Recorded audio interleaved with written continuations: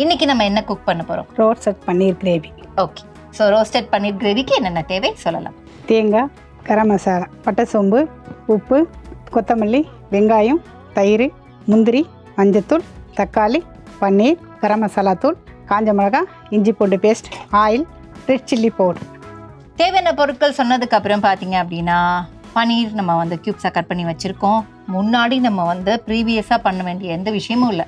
அப்படி தேவையான விஷயத்தை கட் பண்ணி வச்சா மட்டும் போதுங்கிற மாதிரியான ஒரு கிரேவி இது. மேம், இப்போ பன்னீர் எடுத்துக்கிட்டோன்னா அது வந்து நார்த் இந்தியன் ரெசிபீஸில் அதிகமாக யூஸ் பண்ணுவாங்க. இது எப்படி நம்ம பண்ண போகிறோம்? நார்த் இந்தியன் டைப்பில் பண்ண போகிறோமா இல்லை அப்படியே சவுத் இந்தியன் டைப்பில்? இல்லை, நார்மலாக நம்ம பண்ணுற மாதிரி தான் பண்ண. சவுத் இந்தியன் ஸ்டைலில் பண்ண போகிறோம், ஆனால் பன்னீர் எடுத்துருக்கோம். ஃபஸ்ட்டு என்ன பண்ண போகிறோம் மேம்? பன்னீரை கலந்து வைக்க போகிறோம். கலந்து வைக்க போகிறோம். ஓகே, பவுல் இருக்கு. ஃபஸ்ட்டு எடுத்தோன்னா தேவையான அளவுக்கு மிளகாத்தூளா? மிளகாத்தூள், அப்புறம் தயிர், கொஞ்சம் போல் சால்ட்டு,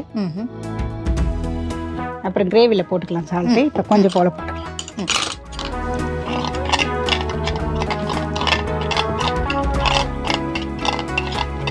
இது வந்து நம்ம ராய்த்தாவெல்லாம் அப்படி தான் பண்ணுவோம். நல்லா கலந்து வெங்காயத்தை போட்டு வச்சுருவோம். எவ்வளோ பன்னீர் எடுத்துருக்கோம் மேம்? ஒரு நார்மல் சின்ன பேக் பண்ணி. சின்ன பேக் ஒரு 200 கிராம் இருக்கும். ஓகே,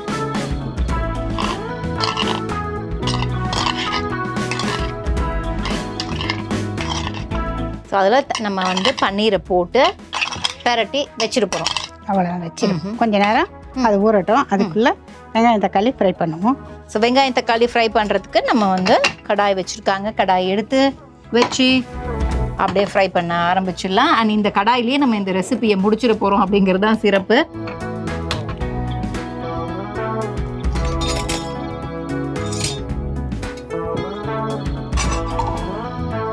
அப்படியே கியூப்ஸாக நறுக்குன்னு வெங்காயத்தை போட்டாச்சு. ஏன்னா நம்ம அரைக்க போகிறோம், அதனால பெருசாகவே இருக்கட்டும். அதானே பார்த்தேன். ஏன்னா அரைக்கலைனா தான் வந்து எண்ணெய் காயணும், அதுக்கப்புறம் வந்து நல்லா வதங்கணும், இப்படி நிறைய விஷயங்கள். இல்லை, நாங்கள் பச்சையாக போட்டோம்னா கொஞ்சம் ராசம் வர மாதிரி இருக்கும். இது மாதிரி வதக்கி அரைச்சோம்னா நல்லா இருக்கும். கிரேவியே நல்லா இருக்கும். இப்பவே போட்டுடலாமா? அதையும் கொஞ்சம் தானே வதக்க போகிறோம். ரெண்டுமே ஒன்றா வதங்கினா போகும். பரவாயில்ல. இவங்க வந்து இவங்களோட இந்த குக்கிங் ஸ்டைலை பார்க்கும்போது எனக்கு இவங்களோட கேரக்டரைசேஷன் ஓரளவுக்கு புரியுது. அதாவது லைஃப்பில் என்ன பிரச்சனை வந்தாலும், அதுக்கப்புறம் வந்து என்ன இன்க்ரீடியன்ஸ் இருந்தாலும், என்ன இல்லைன்னாலும் ஒரு சில பேர் பார்த்தீங்கன்னா ரொம்ப பேலன்ஸ்டாக இருப்பாங்க. அவ்வளோதானே, பண்ணிக்கலாம், அவ்வளோதானே, ஓகே, இவ்வளோ தானே அப்படிங்கிற மாதிரியான ஒரு கேரக்டர்னு நினைக்கிறேன். ஏன்னா கடகடா சேர்ந்து வதங்க போகுது, என்னப்பா பிரச்சனை, வதக்குவோம். அண்ட் இப்போ நம்ம காரத்துக்காக என்ன பண்ணியிருக்கோம் அப்படின்னா ரெட் சில்லியே ஆட் பண்ணியிருக்கோம்.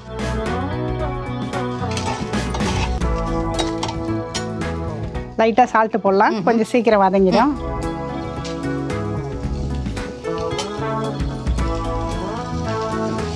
இப்போ சால்ட்டையும் போட்டாச்சு. இதெல்லாம் வதங்கணும்னா கொஞ்சம் நேரம் ஆகும். இப்போ நம்ம கமகமான ஒரு பக்கம் வந்து வாசனை வருது. ஏன்னா வெங்காயத்தை போட்ட உடனே ஓஹோன்னு வாசனை வர ஆரம்பிச்சிடும். இன்னும் கொஞ்சம் நேரம் நல்லா வதங்கணுமா?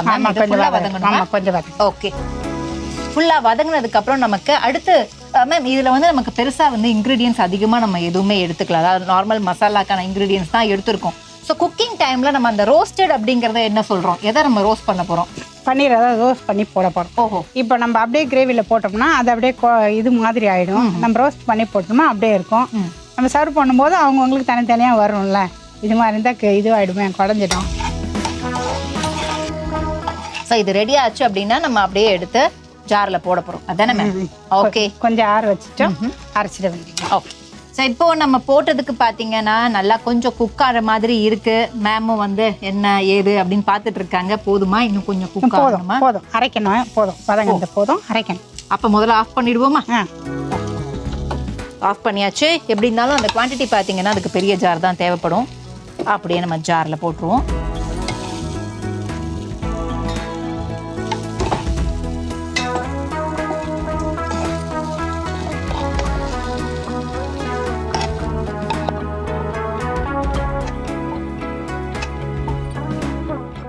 ஓகே,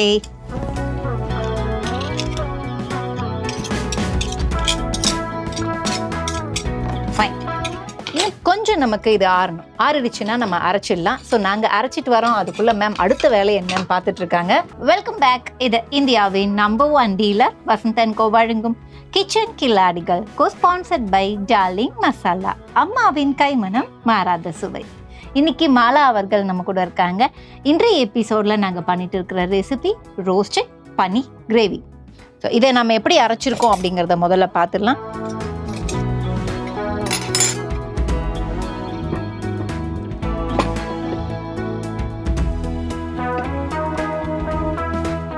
பார்த்தீங்க அப்படின்னா நமக்கு சாதாரணமாக கொஞ்சம் கோர்ஸாக ஒரு விழுதாக எப்படி அரைப்போமோ அது நமக்கு கரைச்சாச்சு. ஓகே, ஒரு சட்னி பதம்னு தாராளமாக சொல்லலாம். இப்போ அடுத்து என்ன பண்ண போகிறோம்? பன்னீர் ஃப்ரை பண்ணிடலாம். ஓகே, ஸோ அதை இதே கடாயில் பண்ணிக்கலாமா? ஃபைன். இப்போ நம்ம கடாயை ஆஃப் பண்ணி வச்சுருக்கோம். ஃபஸ்ட்டு கடாயை ஆன் பண்ணிவிடுவோம். அதுக்கப்புறம் ஆயில்லாம் மற்றதெல்லாம் அங்கே இருக்குது மேம். ஓகே,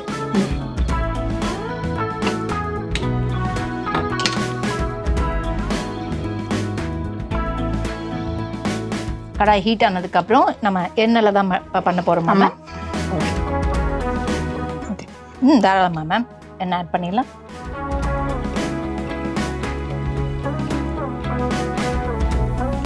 எண்ணெய் கொஞ்சம் ஹீட் ஆகணும் இல்லையா? ஓகே, ஸோ நம்ம பன்னீரோட அந்த மேரினேஷன் டைம்லாம் பெருசாக ஒன்றும் கிடையாது. இதெல்லாம் நம்ம ஃப்ரை பண்ணி அரைச்சோம்ல, அந்த டைமுக்குள்ளே அது ரெடி ஆகிடும் அப்படின்ற மாதிரி வச்சுக்கலாம். ஓகே, இப்போது லைட்டாக நம்ம போட்டோம், பட் இன்னும் எண்ணெய் காயலை. கொஞ்சம் ஹை பண்ணட்டுமா? ஏன்னா மீடியமில் வச்சுருந்தேன், ஃபுல் ஹை பண்ணிடுறேன். இந்த பன்னீரை எடுத்து வைக்கிறதுக்கு நம்ம பிளேட்டும் இங்கே வச்சிடலாம். ஓகே,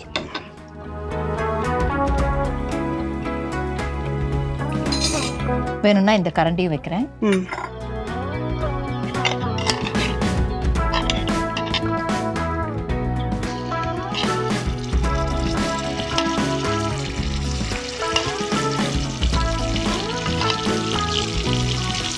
பன்னீர் போட்டுட்டோம். பன்னீரை தான் நம்ம ரோஸ்ட் பண்ணி எடுக்கிறதால இது ரோஸ்டட் பன்னீர் ஃப்ரை அப்படிங்கிறது, ரோஸ்டட் பன்னீர் கிரேவி அப்படின்னு பேர் வச்சுருக்கோம். மேம், உங்கள் வீட்டில் நீங்கள் சொன்னீங்க நான்வெஜ் பற்றி சொல்லவே இல்லையா? நான்வெஜ் அவ்வளோவா குக் பண்ணுவீங்களா மாட்டிங்களா? எல்லாம் செய்வோங்க, நான்வெஜ் நிறைய செய்வோம். இருந்தாலும் இந்த மாதிரி வெஜிடேரியன் அதிகமாக குக் பண்ணுவீங்க? எல்லாமே கலந்து கேட்குறாங்கல்லங்க. நான்வெஜ்ஜே செய்ய முடியாது, காய்கறியும் செய்ய முடியாது. வாரத்தில் 7 நாள் இருக்குல்ல. ஓஹோ, பரவாயில்ல. 7 நாளில் 7 விதமான குக்கிங்காக இருந்தாலும் மேம் ரொம்ப கஷ்டமாக தான் பட்டுட்டு இருக்காங்க. ஏன்னா மாற்றி மாற்றி செய்யணும் அப்படின்னா என்ன செய்யலாம் ஏது செய்யலாம்னு திங்க் பண்ணுறதுக்கே டைம் சரியாக போயிடும்னு நினைக்கிறேன்ல உங்களுக்கு? இல்லை, கொஞ்சம் நைட்டு யோசிப்போம். ஏன்னா லஞ்சு கட்டணும்ல, அந்த டைம் நம்ம யோசிக்க முடியாது. எல்லாம் ரெடி பண்ணிட்டோம்னா தான் காலையில் நம்மளுக்கு 7 மணிக்கெலாம் லஞ்சு ரெடி ஆகிடும். அதனால் நைட்டை யோசிக்கிறது. ஃபைன். ஓகே, இப்போ நம்ம எல்லா பன்னீரும் போட்டோம். நல்லா கோல்டன் ப்ரௌனாக நமக்கு வரணும்னு அவசியம் இல்லை, பட் அந்த கார்னர்ஸ் கண்டிப்பாக நமக்கு ப்ரௌன் ஆகணும் இல்லையா? அது வரைக்கும் நம்ம குக் பண்ண போகிறோம். ஏன்னா பன்னீரை பொறுத்த வரைக்கும் அதுதான் நிறைய பேர் சொல்லுவாங்க, அந்த கார்னர்ஸ் ஃபைனாக, அந்த 4 கார்னரும் கரெக்டாக ப்ரௌனாக தெரிஞ்சிச்சுன்னா ஃபைன் அப்படின்னு. இது நல்லா நமக்கு ஃப்ரை ஆனதுக்கப்புறமா தான் அடுத்த வேலை இல்லை மேம்? ஓகே, ஸோ எனக்கு தெரிஞ்சு அடுத்த வேலை என்ன அப்படின்னா, இதே பன்னீரில் ஃபஸ்ட்டு நம்ம இந்த கிரேவிக்காக விஷயங்கள்லாம் ரெடி பண்ணோம் இல்லையா, அதை போட்டு பன்னீர் ஆட் பண்ணி மற்ற ஏதாவது விஷயங்கள் இருந்தால் ஆட் பண்ணிட்டா முடிஞ்சிச்சு மேம். ஓகே, ஸோ அதெல்லாம் நம்ம பண்ணணும் அப்படின்னா முதல்ல இந்த பன்னீர் நமக்கு ரெடியாகி கிடைக்கணும்.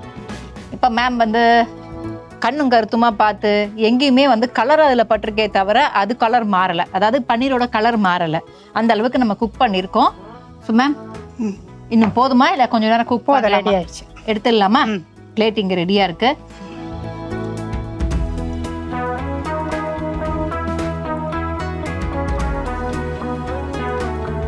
ஸோ இதான் சொன்னேன், நம்ம போட்ட கலர் அதில் ஏறி இருக்கே தவிர பன்னீரோட கலர் மாறலை, அது அப்படியே சாஃப்டாக தான் இருக்குது.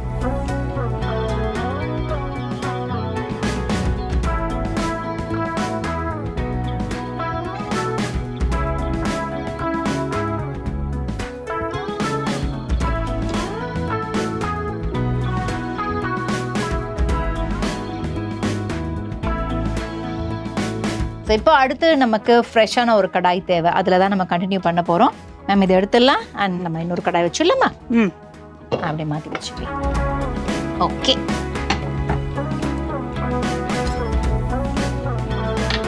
இந்த கடாய் கொஞ்சம் ஹை பண்ணுறேன், ஏன்னா ரொம்ப சிம்மில் வச்சுருக்கோம். நமக்கு இதில் என்ன மேம் ஆட் பண்ண போகிறோம்? ஃபஸ்ட்டு ஆயில் ஊற்றிட்டு பட்டை சோம்பு ஓகே. ஸோ ஆயில் இந்த ஸ்பூன் எடுத்துக்கலாமா? எடுத்துக்கலாம். இந்த ஆயிலே ஊற்றிக்கலாம். எடுத்துட்டுமா? எடுத்து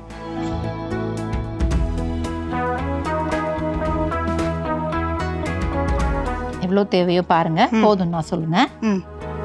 இன்னும் கொஞ்சம் ஊற்றுங்க. ஓகே. போதுமா? போதும். ஃபைன்.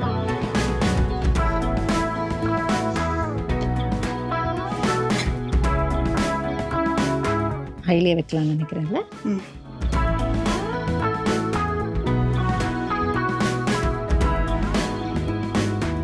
ஸோ ஹீட் ஆனதுக்கப்புறம் இப்போ ஃபஸ்ட் எடுத்து வச்சுருக்கிறது என்னென்னா, மற்ற ரெசிபீஸ்லாம் முதல்ல இதை தான் போடுவோம்.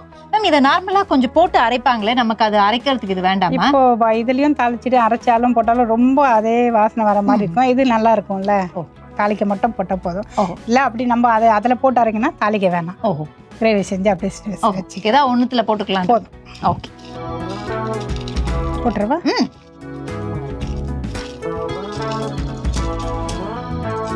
இது வந்து எல்லாத்தையும் சேர்த்து போட்டுட்டோம். எல்லாம் சேர்த்து போட்டோம். ஆமாம், பட்டை, கிராம்பு, அதுக்கப்புறம் ஒரு அன்னாசி, ஏலக்காய் எல்லாம் போட்டாச்சு. லவங்கம் எல்லாம் போட்டாச்சு. எல்லாம் கொஞ்சம் போட்டால் போதும், ரொம்ப வேணாம், கொஞ்சம். அதுக்கப்புறம் இப்போ பிரிஞ்சி லீவ்ஸையும் போட்டாச்சு.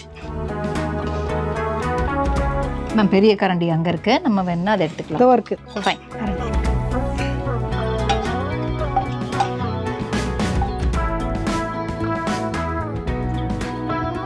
கொஞ்சம் நமக்கு சூடானதுக்கப்புறம் அடுத்தடுத்த இன்க்ரீடியன்ட். மேம் இதை எப்போ ஆட் பண்ண போகிறோம்? இதோ இப்போ இது போட்டோன்னே அந்த கிரேவி தான் போட்டோம். அதான் கிட்டேன். ஏன்னா நம்ம கிரேவி ஆல்ரெடி குக் பண்ணியிருந்தாலும் இதில் போட்டு அது ஒரு ஃபைனாக பிளெண்ட் ஆகும்போது தான் நமக்கு நல்லா குக் ஆகும். அந்த கிரேவி நமக்கு நல்லா கிடைக்கும். அதுக்கு தான்.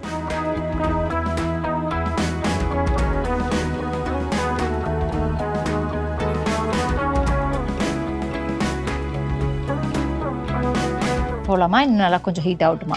கொஞ்சம் ஹீட் ஆகட்டும். இஞ்சி பூண்டு இதுலேயே கொஞ்சம் போட்டுக்கலாம், ஏன்னா அந்த பச்சை வாசனை போயிடும்.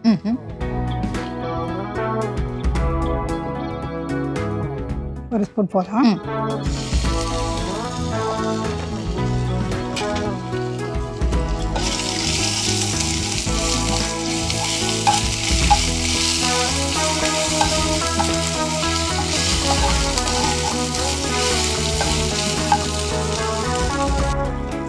இஞ்சி பூண்டு வாசனை வருதே தவிர நம்ம போட்ட அந்த பிரிஞ்சி இலையோட வாசனைலாம் இன்னும் வரல. ஓரளவுக்கு அது இன்னும் கொஞ்சம் குக் ஆகணும் போல. இல்லை மேம், கொஞ்சம் ஹீட் ஆக ஆக தான் அது வந்து குக் ஆகும். அது எல்லாம் சேர்ந்து வரும்போது கொதிக்கும் போது நல்லா வந்துடும் வாசனை. ஓகே, மசாலா கூட சேர்ந்து கொதிக்கும் போது வந்துடும். இப்போ ஆட் பண்ணிடலாமா? ஸோ இப்போ இதை தான் நெக்ஸ்ட் ஆட் பண்ணணும்னு சொல்லியிருக்காங்க, அதையும் நம்ம பண்ணிடலாம்.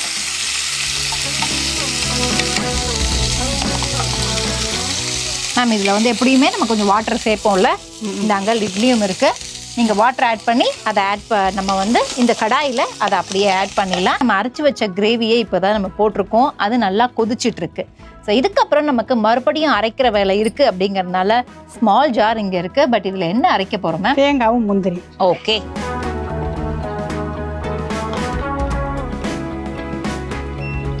தேவையான அளவுக்கு முந்திரி ஃபஸ்ட்டு போட்டாச்சு. அப்புறம் தேங்காய் தேவையான அளவுக்கு மட்டும் எடுத்துருக்கோம். ஓகே மேம், இதில் வாட்டர் இதை ஆட் பண்ண போகிறோமா? ஆமாம், நல்லா பேஸ்ட்டாக அரைக்கணும். ஓகே. ஸோ இதை நான் என்ன பண்ணுறேன் அப்படின்னா, ஃபைனாக சிம்மில் வச்சு பார்த்துக்கிறேன். இந்தாங்க நான் இதை வச்சு கொடுத்துட்றேன். அண்ட் வாட்டர் அந்த ஜக்கில் இருக்குது, அதையும் எடுத்து கொடுத்துட்றேன். நீங்கள் அதை எவ்வளோ எந்த கன்சிஸ்டன்சியில் வேணுமோ அரைச்சிடலாம்.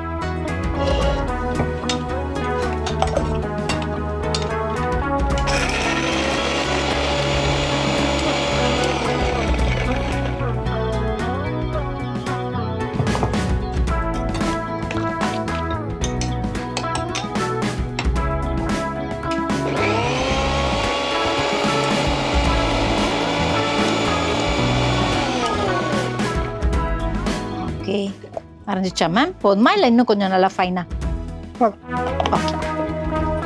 ஸோ அப்படியே கொடுங்க. நம்ம வியூவர்ஸ்க்கு நம்ம எப்படி அரைச்சிருக்கோம் அப்படின்னா, கண்டிப்பாக ஒரு தேங்காய் சட்னி பதத்தில் தான் நம்ம அரைச்சிருக்கோம். பட் ஸ்டில் பார்த்தீங்கன்னா உங்களுக்கே தெரியும், கொஞ்சம் திக்காக அரைச்சிருக்கோம். ஸோ இதுதான் வந்து பார்த்தீங்கன்னா நல்லா கெட்டி தேங்காய் சட்னி எப்படி அரைப்போமோ அது மாதிரி அரைச்சிருக்கோம். ஸோ இது இந்த பக்கம் கிடச்சாச்சு. அண்ட் இந்த பக்கம் பார்த்தீங்கன்னா நான் அதை வந்து ஸ்டர் பண்ணிட்டு இருக்கும்போது இந்த கார்னர்ஸ்லாம் நல்லா அந்த எண்ணெய் வந்து வெளியில் வரணும்னு நம்ம சொல்லுவோம், அந்த மாதிரி வந்தாச்சு. இல்லாமல் இங்கேயுமே பார்த்தீங்க அப்படின்னா கொதிக்க கொதிக்க கொஞ்சம் ஆயில் வெளியில் வருது. அது போதுமா மேம்? நம்ம அடுத்த விஷயங்களை ஆட் பண்ணலாமா இல்லை இன்னும் கொஞ்சம் குக்? இல்லை, அது கொஞ்சம் இதுவாகட்டும். அதுக்குள்ள மிளகாத்தூளும் மஞ்சத்தூளும் போடுவோம். ஓகே, கொஞ்சம் மஞ்சத்தூள், மிளகாத்தூள் கொஞ்சமாக போடுவோம். ஏன்னா அரைக்கும் போது காஞ்ச மிளகா போட்டிருக்கோம். எல்லாம் போட்டுட்டு அப்புறம் வேணும்னா பார்த்துக்கலாம். ஓகே, ஸோ இதை நான் நல்லா மிக்ஸ் பண்ணிடுறேன்.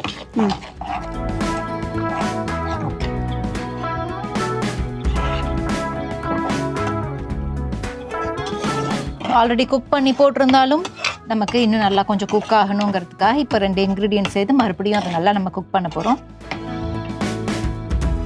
இதுக்கப்புறம் நமக்கு கரம் மசாலா இருக்கு இல்லைமே? நம்ம கரம் மசாலா போடணும். அந்த தேங்காய் முந்திரி ஊற்றிடணும். ஓகே, ஓ ஆமாம், இந்த ஒரு விஷயம் இருக்கு.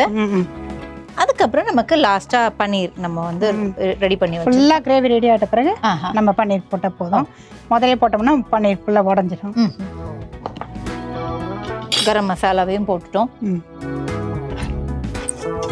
எல்லாம் அந்த பச்சை வாசனை போகிற அளவுக்கு நல்லா கொதிக்கிட்டோம். அதையும் ஊற்றிடுவோம். தேங்காய் கொடுங்க.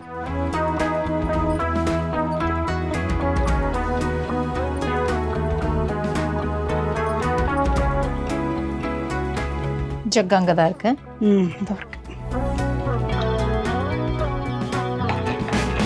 நம்ம வந்து அந்த ஒயிட் தேங்காய் பேஸ்ட்டையும் நல்லா இதில் ஃபைனாக மிக்ஸ் பண்ணுறோம் பாருங்க. பார்க்கறதுக்கே ரொம்ப ரொம்ப சூப்பராக இருக்குது. இது இந்த ரெஸ்டாரண்ட் சைடில் கொஞ்சம் கிரேவி நல்லா எடுத்து கொடுக்க மாதிரி இருக்கும். அதனால தான் முந்திரியும் வெறும் தேங்காய் கொடுத்தோன்னா கொஞ்சம் முந்திரி ஊற்றினோம்னா கொஞ்சம் நல்லா இருக்கும் டேஸ்ட்.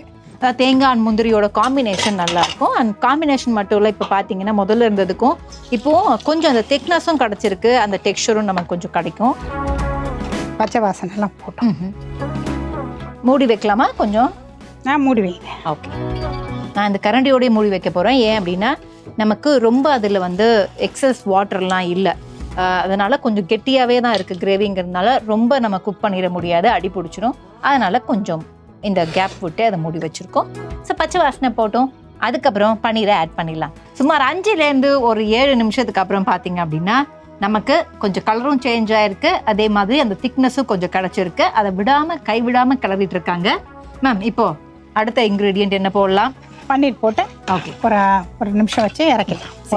ஓகே, அந்த 5 நிமிஷமும் பார்த்தீங்கன்னா அப்படி தான் கிளறிட்டு இருந்தாங்க. உங்களுக்கே தெரியும், எங்கேயுமே அடி பிடிக்கல பாருங்க. மேம், இதை நான் ஆட் பண்ணிட்டுமா? போடு பன்னீர்.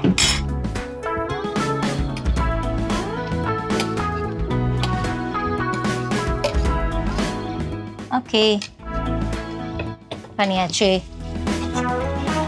இன்னும் கொஞ்சம் குக் ஆகணுமா மேம்? இல்லை, போதும். ஆஃப் பண்ணிடலாமா? ஆஃப் பண்ணி ஃபைனலாக தான் நம்ம பன்னீர் ஆட் பண்ண போகிறோம்னு சொல்லியிருந்தாங்க. பன்னீர் ஆட் பண்ணிவிட்டு ரொம்ப நேரம் குக் பண்ண வேண்டாம், உடனே அப்படி கிளறிட்டு ஆஃப் பண்ணிடலான்றதை முதல்ல சொல்லிட்டாங்க. இப்போ ஆஃபும் பண்ணியாச்சு. இப்போ it's time for recap. So first நம்ம எப்படி ஆரம்பித்தோம் அப்படின்னு பார்த்தீங்கன்னா, நம்ம பன்னீரை மேரினேட் பண்ணுறதுலேருந்து ஆரம்பித்தோம். கொஞ்சம் தேவையான அளவுக்கு மிளகாத்தூள், அதுக்கப்புறம் தயிர், அதுக்கப்புறம் சால்ட் 3 போட்டு நல்லா கலக்கி வச்சுட்டோம். அதுக்கப்புறம் அதில் பன்னீரையும் போட்டு வச்சுட்டோம். அதுக்கப்புறம் ஆயில் விட்டு வெங்காயம் தக்காளி எல்லாம் நல்லா வதக்கிட்டு ஆற வச்சு அரைச்சிட்டு எண்ணெய் ஊற்றி பட்டை சோம்பு போட்டுட்டு அந்த அரைச்ச கிரேவியை போட்டோம். அது நல்லா இதுவானதுக்குள்ள பன்னீர் ஃப்ரை பண்ணி வச்சுக்கிட்டோம். அதுக்கப்புறம் தேங்காயும் முந்திரியும் அரைச்சி ஊற்றி நல்லா கிரேவி ஃபுல்லாக இதுவாக ஃப்ரை பண்ண பன்னீரை போட்டு இறக்கிட்டோம். அவ்வளோ